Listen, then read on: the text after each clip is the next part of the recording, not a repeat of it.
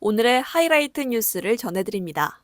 11월 8일 금요일 오늘의 뉴스 이수연입니다. 윤석열 대통령이 어제 오전 대국민 담화와 기자회견에 나섰음에도 지지율 17%를 기록하며 일주일 만에 다시 최저치를 경신했습니다. 어제 약 140분간 이어진 대국민 담화와 기자회견에서 윤 대통령은 명태균 씨와 김건희 여사 등 각종 논란의 입장을 밝혔습니다.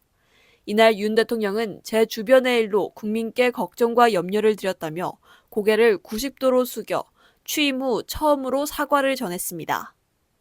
한동훈 국민의힘 대표는 대통령 담화 후 다음 날 민심에 맞는 수준으로 구체적으로 속도감 있게 실천하는 것이 중요하다며 특별감찰관 임명 절차를 언급했습니다. 이재명 더불어민주당 대표는 반성은 없고 국민 앞에 솔직하지 못했다며 비판했습니다. 미국 제47대 대통령의 공화당 후보인 도널드 트럼프 전 대통령이 당선됐습니다.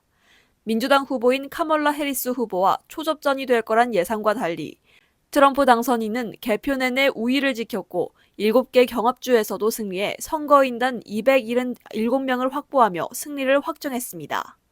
트럼프 당선인이 두 번째 임기를 맞으며 대선 공약에도 관심이 커지고 있습니다. 트럼프 당선인이 미국에서 생산된 배터리와 이를 탑재한 전기차에 보조금을 주는 인플레이션 감축법 IRA에 비판적 입장을 밝혀왔어서 IRA가 폐기될지 주목됩니다. 만약 IRA가 폐기되면 미국 내 배터리 투자를 늘렸던 기업에 타격이 예상됩니다. 반면 가상자산인 비트코인의 우호적인 모습을 보여왔어 비트코인은 이날 장중 76,943달러, 원화 1억 664만 원을 돌파하며 사상 최고가를 기록했습니다. 그 외 관세와 주한미군 방위비 분담, 가자 전쟁과 우크라이나 전쟁 등 트럼프 당선인이 집권하면 달라질 부분이 많을 것으로 보입니다. 검찰이 서울 강남역 인근 건물 옥상에서 여자친구에게 흉기를 휘둘러 숨지게 한 혐의로 기소된 20대 의대생에게 사형을 구형했습니다. 오늘 진행된 서울중앙지법 형사합의 27부의 의대생 최모 씨의 결심 공판에서 검찰은 최 씨에게 사형을 선고하고 전자장치 부착 30년 및 보호관찰도 명령해달라고 재판부에 요청했습니다.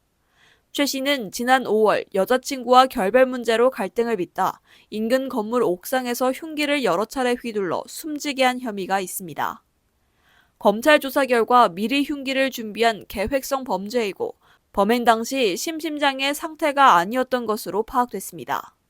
최 씨는 사이코패스 진단 기준에 못 미쳤지만 재범 위험성이 높은 수준이었던 것으로 전해졌습니다. 오늘 새벽 제주도 비양도 근처 해상에서 어선이 침몰해 한국인 선원 2명이 숨졌습니다. 129톤급 금성호는 오늘 새벽 4시 반쯤 침몰했고 사고 직후 금성호 선단 어선이 구조에 나서 승선원 27명 가운데 15명이 구조됐습니다. 그러나 구조된 인원 가운데 한국인 선원 2명은 병원으로 옮겨졌으나 숨졌고 나머지 12명은 아직 실종 상태입니다. 뉴스를 마칩니다. 고맙습니다.